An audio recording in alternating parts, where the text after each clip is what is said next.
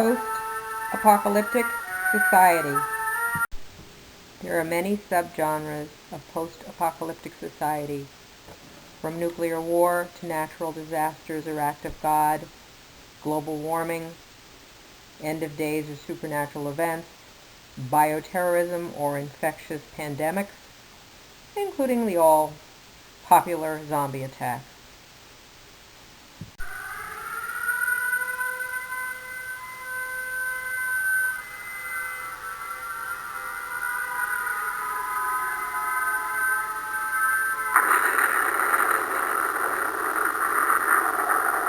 Nuclear holocaust themes were prevalent in my youth. The Day After, Testament,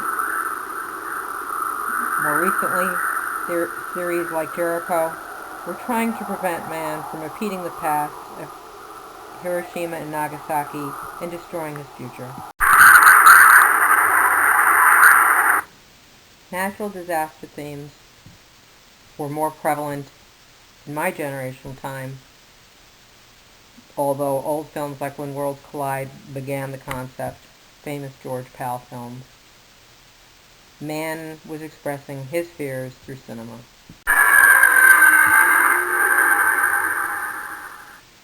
Man's fears of alien invasions led to a myriad of films, including the original older Invasion of the Body Snatchers, War of the Worlds, Invaders from Mars, Independence Day, and Monsters, Falling Skies followed later.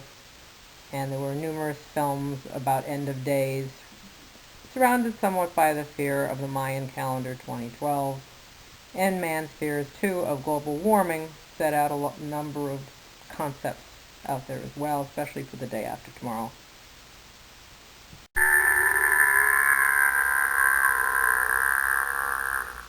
Popular films and fears have included infectious pandemics, including zombie subgenre, bioterrorism, and other related films.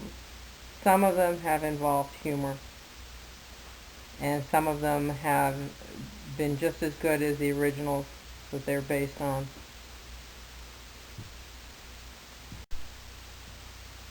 Many of the genres have commonalities amongst them. There are basic needs. If power is out, if light is gone, if heat is gone, if clothing can't be bought at the local store, if you can't go to your local food market and buy groceries, and if law and order breaks down. So the various types of sustenance as listed here are what are needed for survival. In addition to meeting the necessities, one surviving would need to get around the obstacles and threats from predators and scavengers to the violence of rape and murder and even the extremes of cannibalism for fear of loss of food. Barbaric behavior can take over when there is a lack of social control, as with the rioting and the looting you see in all these films. Man also needs to deal with the lack of food and water that is safe to consume, the loneliness if there's a lack of companionship, the madness, dealing with extremes of temperatures, let's say if there's a nuclear winter or the like, the extreme storms that come about after certain types of events, at least theoretically or in these films, and if the government were to fall into a malicious state or a fascist regime, surviving that could be hell. The gentleman, the director of the Mercury Theater and star of these broadcasts, Orson Welles.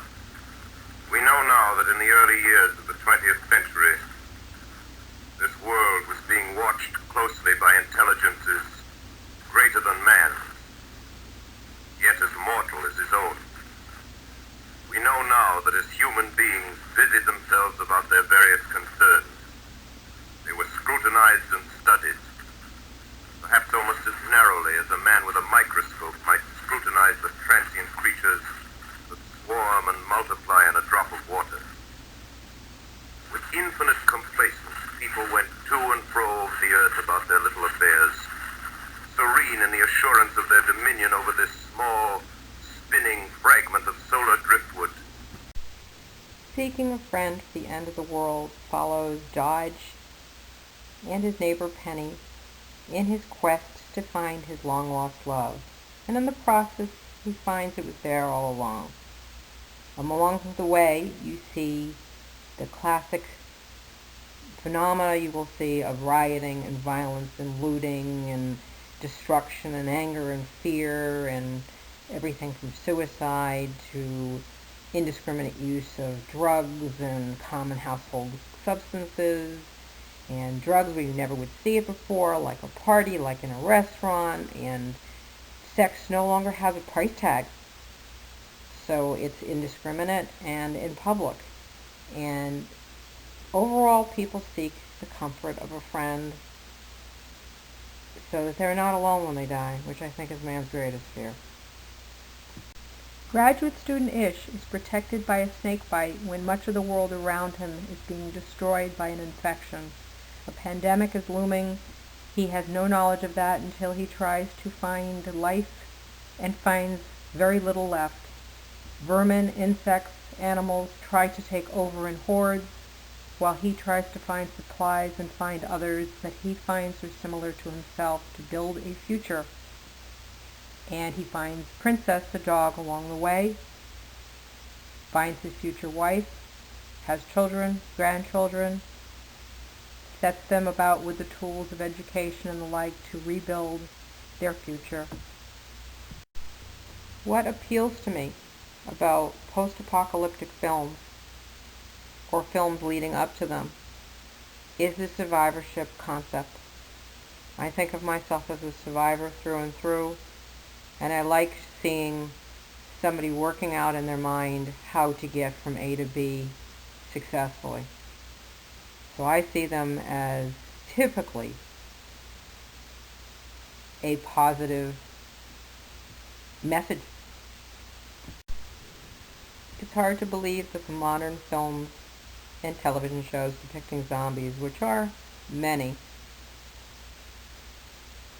do not have any connection to the origins of Haitian folklore and voodoo dolls and witchcraft and sort of spiritual aspects, but instead of even going forward and having radiation causing the change, it is typically now blamed on an infectious cause.